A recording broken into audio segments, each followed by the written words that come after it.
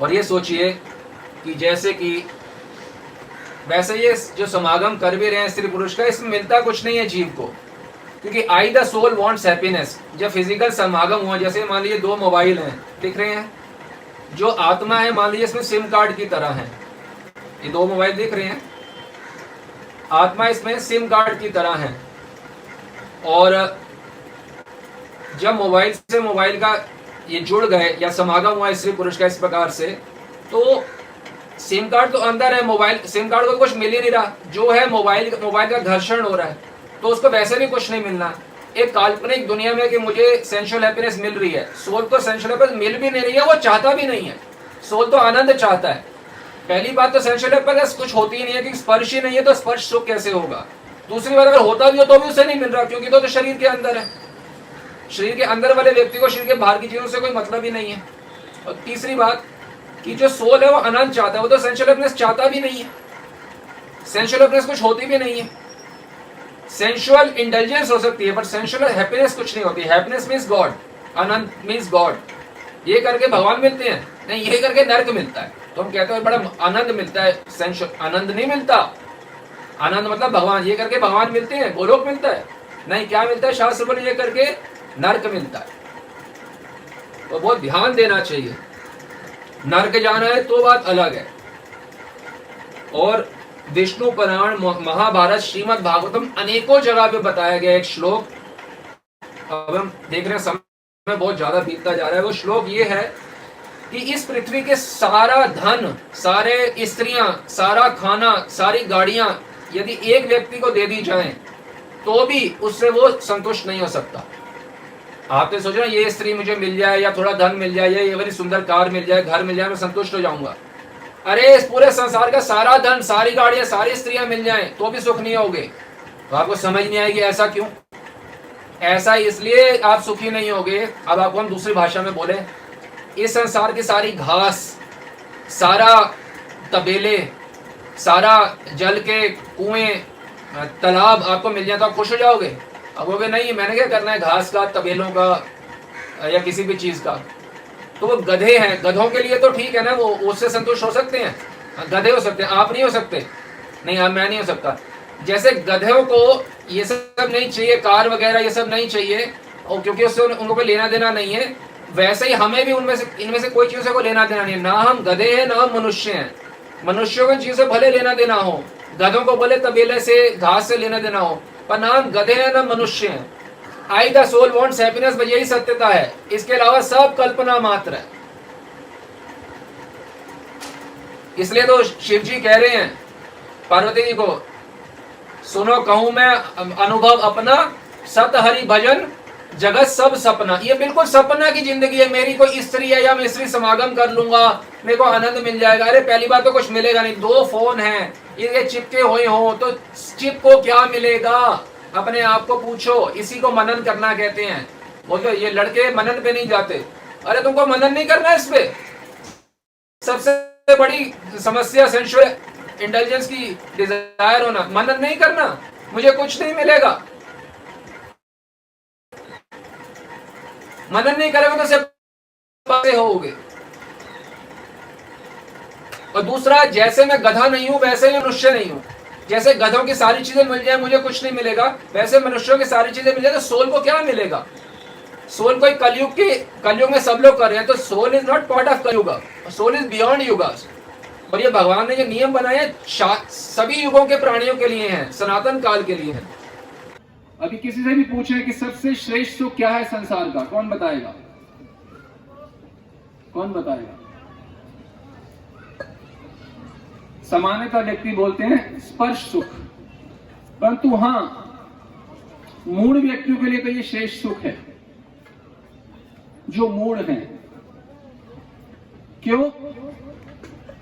क्योंकि आप समझिए, स्पर्श सुख, यही 2 शब्द हैं। स्पर्श सुख सबसे श्रेष्ठ माना जाता है, पर समझने की बात यह है, आत्मा का तो स्पर्श ही किसी में से नहीं होता। तो स्पर्श और सुख कैसे प्राप्त होगा? फिर स्पर्श सुख प्राप्त होने के लिए पहले स्पर्श होना पड़ेगा। आत्मा, भगवद गीता के 13वें अध्याय में बताया गया, शरीर स्थपि कौन्तेय ना करोति न लिप्यते। ना वो कुछ करती है ना लिप्त होती है। आत्मा इस शरीर में बैठे हुए ना करोती ना लिप्यते, लिप्त नहीं होती। आत्मा कभी किसी मनुष्य के किसी भी कार्य में लिप्त नहीं होती। मनुष्य कोई भी कार्य कर ले, आत्मा कभी लिप्त नहीं होती। शरीर स्थित कौन क्या है, उसमें शरीर में रहते हुए भी आत्मा कभी लिप्त नहीं होती। स्पर्श नहीं करती किसी का। आपको हैरानगी होगी, आप स्पर्श सुख की बात सोच रहे हैं, श्रेष्ठ है। स्पर्श सुख मतलब किसी शरीर का किसी शरीर के साथ स्पर्श होना, वो आत्मा अपना स्पर्श मान रही है। सोचिए, आत्मा को तो इस शरीर का भी स्पर्श नहीं होता, तो उसे दूसरे शरीर का स्पर्श कैसे हो सकता है, आप बताइए। आत्मा जो स्पर्श सुख को मान रही है सबसे ऊंचा है संसार में। आप ईश्वर से, महाप्रभु से प्रार्थना करिए ये बात समझ आ जाए जो हम बता रहे हैं। ये अगर नहीं समझ आई तो कीर्तन जप जो भी हम कर रहे हैं ऊसर भूमि में बीज बोने के समान हो जाएगा, क्योंकि ये लालसा खत्म होगी नहीं स्पर्श सुख की। आप समझे कि ये शरीर को भी स्पर्श नहीं कर सकती आत्मा कभी, तो दूसरे के शरीर को कैसे स्पर्श कर सकती है। और जब स्पर्श ही नहीं है तो स्पर्श सुख कैसे होगा। पूरा संसार इसी क्रिया में लिप्त है और लिप्त होना चाहता है, परंतु समझ नहीं पाते कि जो स्पर्श ही नहीं है तो स्पर्श सुख कैसे होगा।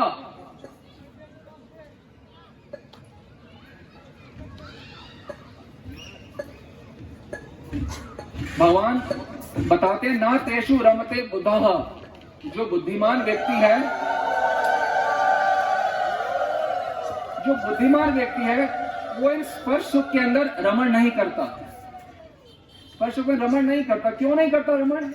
क्योंकि इसे पता है कि स्पर्श ही नहीं है जब, तो स्पर्श सुख कैसे हो सकता है प्राप्त। और ये समझना बहुत जरूरी है।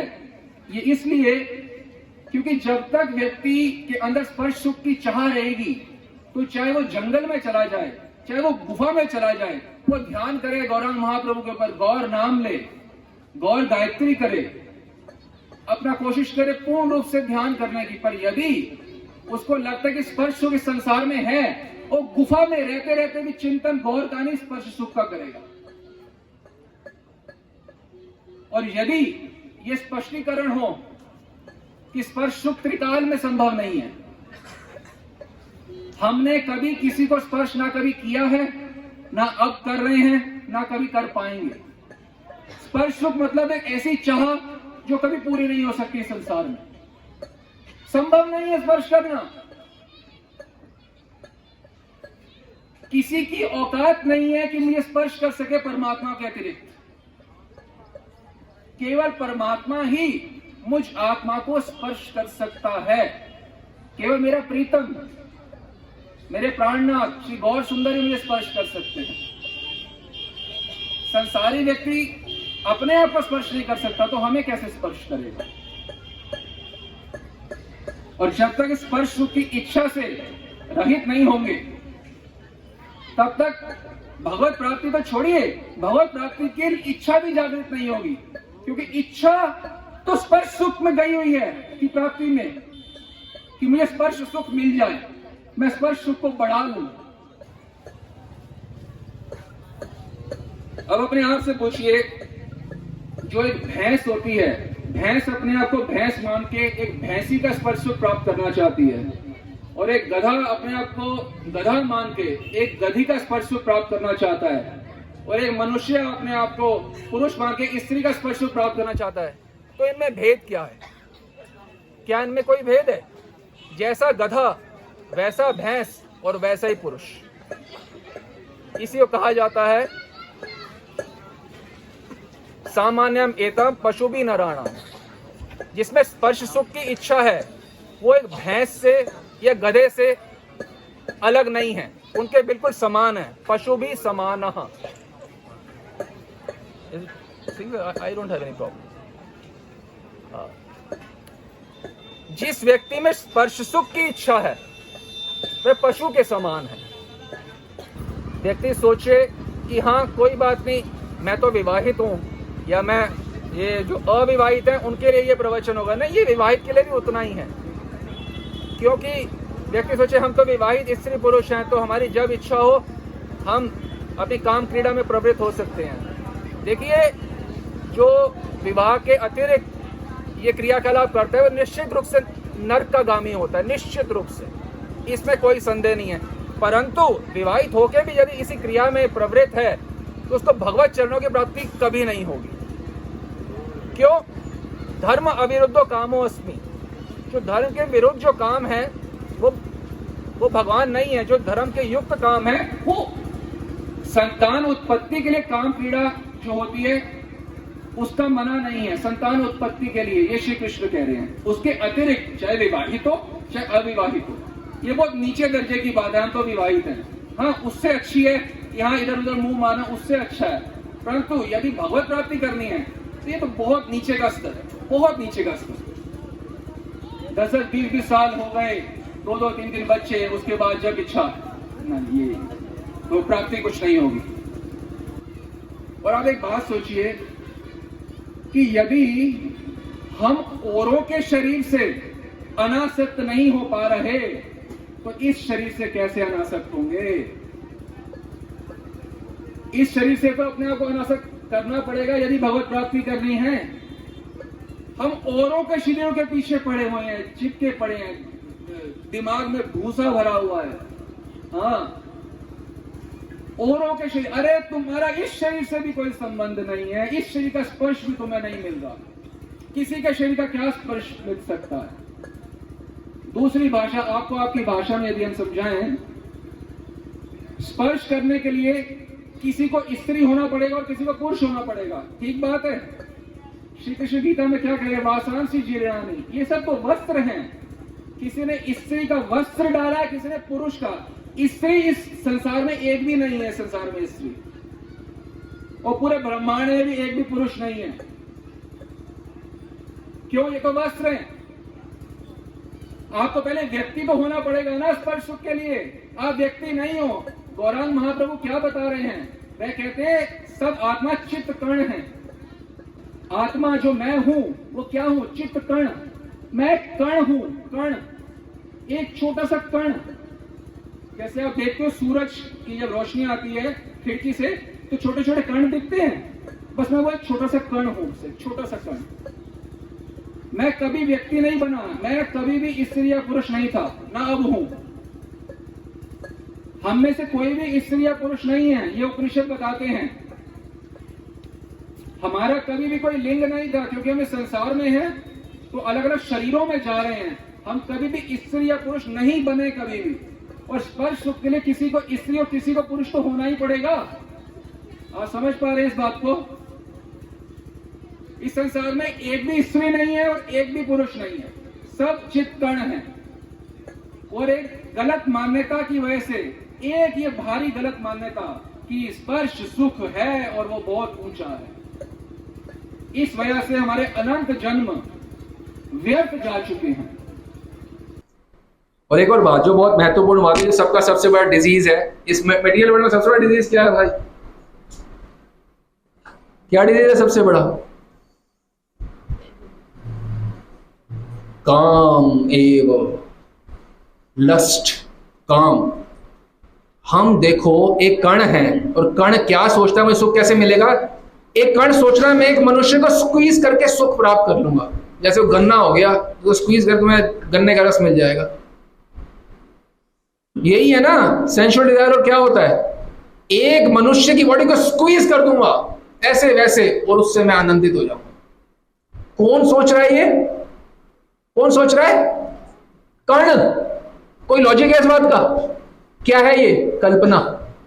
इसलिए बोल रहे समस्त कल्पना मात्रम भाव अभाव च कल्पितो। अच्छा, पहले तुमने भाव किया वो स्त्री है, कल्पना। दूसरा तुमने भाव किया मैं पुरुष हूं, कल्पना।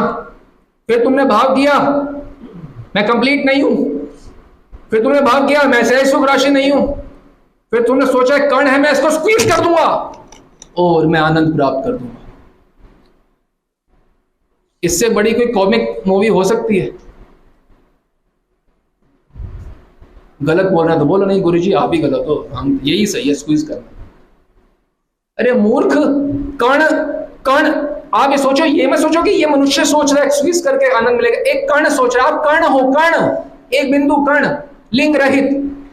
कल्पना मान ली, लिंग मानते ही कल्पना हो गई, कमी मान ली। तो जब तक मेडिटेट नहीं करोगे, इसलिए हम बोलते हैं मनन पे जाओ, जब तक हमने बोला है ना मेडिटेट, मनन नहीं करोगी, स्क्वीज करने से कोई सुख नहीं मिलता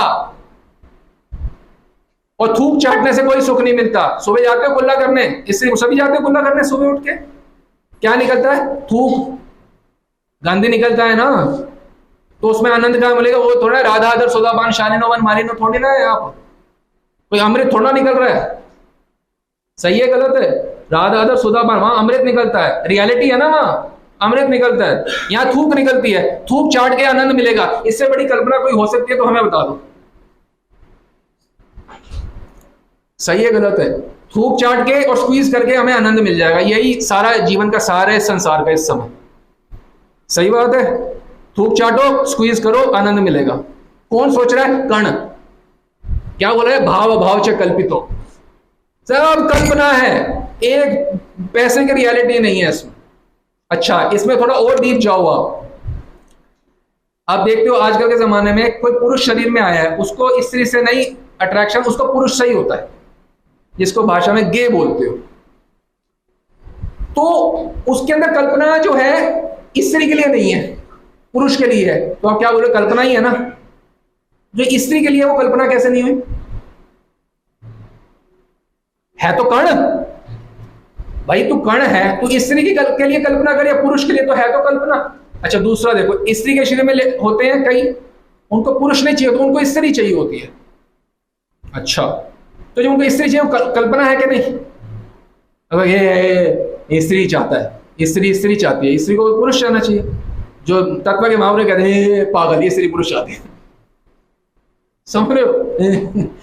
जैसे आप सोच के कहते ना, और देखो पता नहीं है वो पागल है, महापुरुष क्या कहते हैं? तो पता है सारे पागल हैं, जितने हैं ना गे लेस्बियन सो कॉल्ड नॉर्मल है, सारे अब नॉर्मल है, तीनों अब नॉर्मल है। क्यों?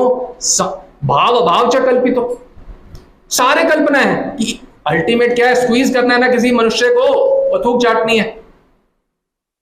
तो जब तक आप इस बात में मनन नहीं करोगे, इस डिजायर से कैसे हटोगे? सब मुक्त तो महापुरुष हो, किसी में डिजायर नहीं है तो फिर मनन करना पड़ेगा ना।